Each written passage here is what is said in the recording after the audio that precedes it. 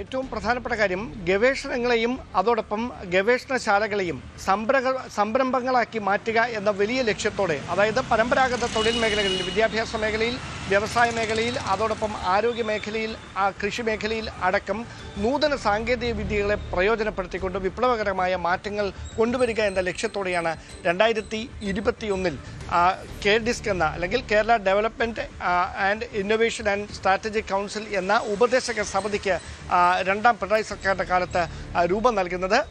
അതിൻ്റെ പ്രവർത്തനങ്ങൾ വളരെ സജീവമായി മുൻ ചീഫ് സെക്രട്ടറി കൂടിയായ KM എബ്രഹാമിൻ്റെ നേതൃത്വത്തിൽ പുരോഗമിച്ചുകൊണ്ടിരിക്കുകയായിരുന്നു. മുഖ്യമന്ത്രിയായിരുന്നു അതിൻ്റെ ചെയർമാൻ, ധനകാര്യമന്ത്രി അതിൻ്റെ വൈസ് ചെയർമാൻ, മുൻ ചീഫ് സെക്രട്ടറി കൂടിയായ KM എബ്രഹാം അതിൻ്റെ എക്സിക്യൂട്ടീവ് വൈസ് ചെയർമാൻ. ഈ നിലയിലായിരുന്നു അതിൻ്റെ പ്രവർത്തനം നടന്നുകൊണ്ടിരുന്നത്. അങ്ങനെ നടക്കുന്നതിനിടയിൽ 2024 3 എക്സിക്യൂട്ടീവ് ഡയറക്ടർമാരെ ഈ KDISC-ലേക്ക് നിയമിക്കുന്നത്. 3 മേഖലകളുമായി ബന്ധപ്പെട്ടാണ് ഈ 3 പേരെ നിയമിക്കുന്നത്. അതിൽ ഒന്നാമത്തെ വ്യക്തി മുഹമ്മദ് റിയാസ്, രണ്ടാമത്തെ വ്യക്തി റോബിൻ ടോമി, മൂന്നാമത്തെ വ്യക്തി സുദീപ് നായർ.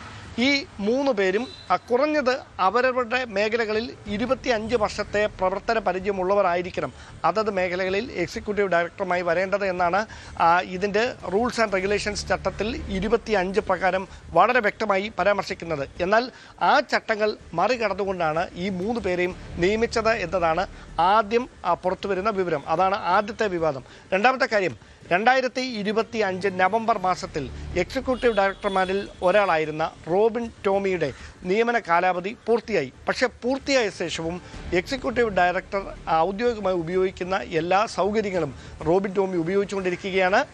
വാഹനമടക്കം, ഔദ്യോഗിക വാഹനമടക്കമുള്ള എല്ലാ സൗകര്യങ്ങളും ഉപയോഗിക്കുന്നു. പക്ഷേ അദ്ദേഹം ശമ്പളം കൈപ്പറ്റുന്നേയില്ല.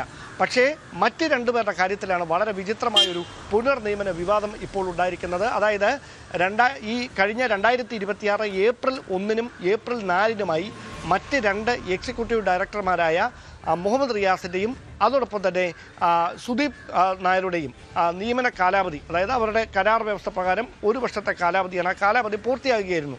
അങ്ങനെ പൂർത്തിയായി പുനർനിയമനം നടത്തണമെങ്കിൽ റൂൾസ് ആൻഡ് റെഗുലേഷൻസ് പറയുന്നത് അവരുടെ പെർഫോമൻസ് അപ്രൈസൽ നടത്തി അവരുടെ പ്രവർത്തനം കൃത്യമായി വിലയിരുത്തിക്കൊണ്ട് മാത്രമേ പുനർനിയമനം നൽകാൻ പാടുള്ളൂ എന്നാണ്. അതായത് അവരുടെ കാലാവധി പൂർത്തിയാകുന്നതിന് മുമ്പ് കഴിഞ്ഞ മാർച്ച് മാസം 15-ാം തീയതി കേരളത്തിൽ തെരഞ്ഞെടുപ്പ് പ്രഖ്യാപനം വരുന്നു.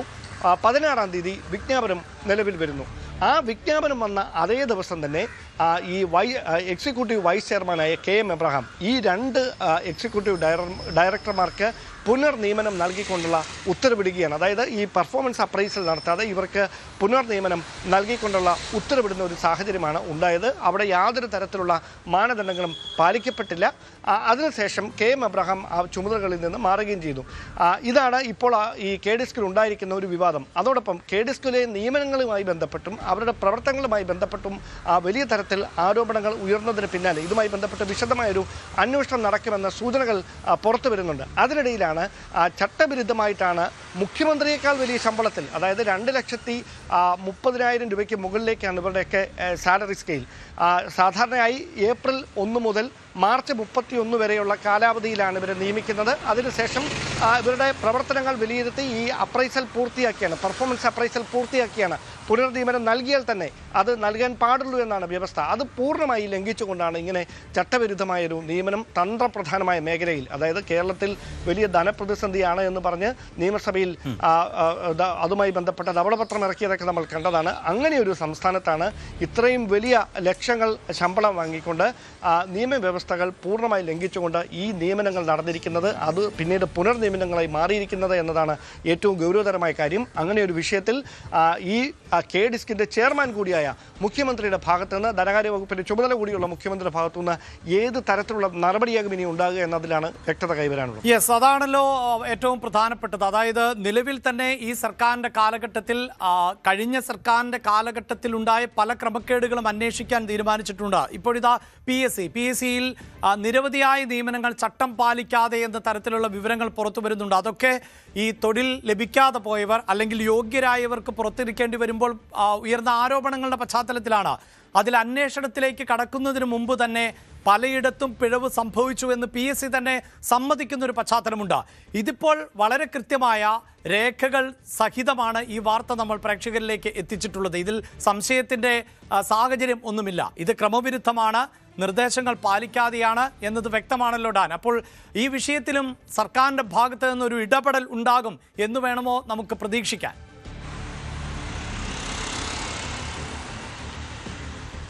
ഇടപെടൽ ഉണ്ടാകുക എന്ന് മാത്രമല്ല, ഈ നിയമനങ്ങൾക്കപ്പുറത്തേക്ക് ഇവരെ അനധികൃതമായി നിയമിച്ചതിൻ്റെ ലക്ഷ്യം എന്തായിരുന്നു? അതായത് യഥാർത്ഥത്തിൽ ഈ KDISC എന്ന് പറഞ്ഞാൽ സാധാരണക്കാരായ ആളുകൾക്കത് അത്ര കണ്ട് പരിചിതമായൊരു വാക്കല്ല. അവരുടെ പ്രവർത്തനം എന്താണ് എന്നുള്ളതിനെക്കുറിച്ചൊക്കെ സംശയം കാണും. അതായത് അഭ്യസ്ത വിദ്യരായ യുവാക്കൾക്ക് തൊഴിലവസരങ്ങൾ സൃഷ്ടിക്കുക എന്നതായിരുന്നു ഈ KDISC എന്ന സ്ഥാപനം സൊസൈറ്റി രജിസ്റ്റർ ചെയ്തതിൻ്റെ പ്രധാനപ്പെട്ട ഉദ്ദേശം. അതൊരു ഉപദേശക സമിതിയായിട്ടാണ് പ്രവർത്തിക്കുന്നത്. പ്രത്യേകിച്ച് ഈ ആർട്ടിഫിഷ്യൽ ഇൻ്റലിജൻസ് ഉൾപ്പെടെയുള്ള നൂതന സാങ്കേതിക വിദ്യകളെ ഏത് തരത്തിൽ തൊഴിലവസരങ്ങളാക്കി മാറ്റാം, ഈ ആശയങ്ങളെ എങ്ങനെ സംരംഭങ്ങളാക്കി മാറ്റാം എന്നതിൽ കൃത്യമായ ലക്ഷ്യം വെച്ചുകൊണ്ട് സ്ഥാപിച്ച സർക്കാർ, രണ്ടാം പിണറായി സർക്കാരിൻ്റെ കാലത്ത് പ്രവർത്തന സജ്ജമാക്കിയ ഒരു സംവിധാനമാണ് KDISC. ആ KDISC-ൻ്റെ നേതൃത്വത്തിലാണ് ഇതുമായി ബന്ധപ്പെട്ട ഇന്നോവേറ്റീവ് പ്രോഗ്രാമുകൾ, അതായത് ഈ യുവ സംരംഭകരെ വാർത്തെടുക്കുക എന്ന ലക്ഷ്യത്തോടെ, പ്രത്യേകിച്ച് ഞാൻ നേരത്തെ സൂചിപ്പിച്ച പോലെ പരമ്പരാഗത മേഖലകളായ കൃഷി, ആരോഗ്യം, അതോടൊപ്പം വിദ്യാഭ്യാസ, വ്യാവസായിക മേഖലകളിൽ ഈ പരമ്പരാഗത മേഖലകളിൽ ആർട്ടിഫിഷ്യൽ ഇൻ്റലിജൻസ് പ്രയോജനപ്പെടുത്തിക്കൊണ്ട് എങ്ങനെ വിപ്ലവാത്മകമായ മാറ്റങ്ങൾ കൊണ്ടുവരാം, അവിടെ എങ്ങനെ കൂടുതൽ വരുമാനമുണ്ടാക്കാവുന്ന ആധുനിക വൽക്കരണം അടക്കം നടപ്പിലാക്കാൻ കഴിയും എന്നതിൽ ഒരു ഉപദേശക സമിതിയായി പ്രവർത്തിക്കാനാണ് ഈ KDISC എന്ന ആശയം രൂപീകരിക്കുന്നത്. അത്രയും തന്ത്രപ്രധാനമായൊരു തസ്തികയാണത്. അതുകൊണ്ട് തന്നെയാണ് മുഖ്യമന്ത്രി അതിന് ചെയർമാനായിരിക്കുകയും ധനകാര്യമന്ത്രി വൈസ് ചെയർമാനായി പ്രവർത്തിക്കുകയും ഒക്കെ ചെയ്തത്. അങ്ങനെയൊരു സ്ഥാപനത്തിൻ്റെ തലപ്പത്തേക്ക് നടത്തിയ നിയമനം അത് ഏത് തരത്തിൽ സർക്കാരിന് അറിഞ്ഞില്ല എന്ന് പറയാൻ കഴിയുമെന്നത് ഒന്നാമത്തെ കാര്യം. ഇനി അവരറിയാതെയാണ് എക്സിക്യൂട്ടീവ് വൈസ് ചെയർമാനാണ് അങ്ങനെ ഒരു തീരുമാനം എടുത്തതെങ്കിൽ അതിൻ്റെ പുനർനിയമനം നടത്തുമ്പോഴെങ്കിലും അതിൽ കൃത്യമായൊരു സ്ക്രൂട്ടനൈസേഷൻ ഉണ്ടാകേണ്ടതായിരുന്നു. പക്ഷേ അങ്ങനെ ഒരു സ്ക്രൂട്ടണിയും ഒരു സൂക്ഷ്മ പരിശോധനയും നടക്കാതെയാണ് അവർക്ക് പുനർനിയമനം നൽകിയത്. ആ പുനർനിയമനവുമായി ബന്ധപ്പെട്ടാണ് നിലവിലെ സർക്കാരിന്, പുതുതായി അധികാരമേറ്റ സർക്കാരിന്, ഈ KDISC-ൻ്റെ ചെയർമാൻ കൂടിയായ മുഖ്യമന്ത്രിക്ക് ഇതുമായി ബന്ധപ്പെട്ട വിവരങ്ങൾ ലഭിച്ചിരിക്കുന്നത് എന്നാണ് സൂചന. അങ്ങനെയെങ്കിൽ തുടർ നീക്കങ്ങൾ ഏത് തരത്തിലാകും എന്നതിലാണ് ഇനി വ്യക്തത കൈവരാനുള്ളത്. മാത്രവുമല്ല, KDISC 2021 പ്രവർത്തനം തുടങ്ങിയതാണ്. ആ പ്രവർത്തനത്തിലൂടെ, അതായത് ഇത്രയധികം ലക്ഷം രൂപ ഓരോ മാസവും ശമ്പളം കൊടുത്ത എക്സിക്യൂട്ടീവ് ഡയറക്ടർമാർ, മറ്റ് പ്രധാനപ്പെട്ട തസ്തികകൾ, ഉദ്യോഗസ്ഥരൊക്കെ ഉണ്ട്. അപ്പോൾ അവരെ അങ്ങനെ ഒരു സംവിധാനം തുടങ്ങിയത് കൊണ്ട് ഈ ഉന്നത വിദ്യാഭ്യാസ മേഖലയിലടക്കം, അല്ലെങ്കിൽ അഭ്യസ്ത വിദ്യരായ അത്തരം എത്ര യുവാക്കൾക്ക് തൊഴിൽ നൽകാൻ കഴിഞ്ഞു, അവരുടെ മാനവ വിഭവശേഷി സംസ്ഥാനത്തിൻ്റെ വാണിജ്യ താല്പര്യങ്ങൾക്ക് പ്രയോജനപ്പെടുന്ന രീതിയിൽ ഏതൊക്കെ തരത്തിൽ അവരെ കാര്യക്ഷമമായി, ക്രിയേറ്റീവായി അവരെ ഉപയോഗിക്കാൻ കഴിഞ്ഞു, അവരെ എഫിഷ്യൻ്റായി എത്രത്തോളം ഉപയോഗിക്കാൻ കഴിഞ്ഞു, ഇതടക്കമുള്ള കാര്യങ്ങളൊക്കെ ഒരു വശത്ത് നിൽക്കുകയാണ്. നിലവിൽ ഈ നിയമനവുമായി ബന്ധപ്പെട്ട വിവാദങ്ങളും അതിൻ്റെ തെളിവുകളും മാത്രമാണ് ഇപ്പോൾ പുറത്തു വന്നിരിക്കുന്നത് എന്നതാണ് വസ്തുത.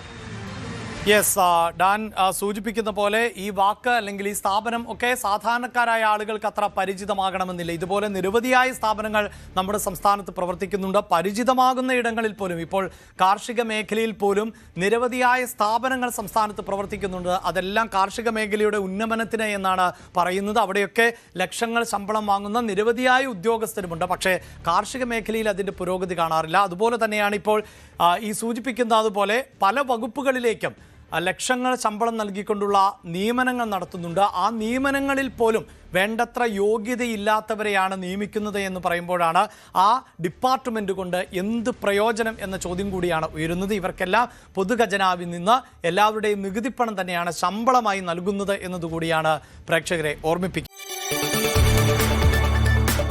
കൂടുതൽ വാർത്തകൾക്ക് News 18 Keralam YouTube channel subscribe ചെയ്യുക.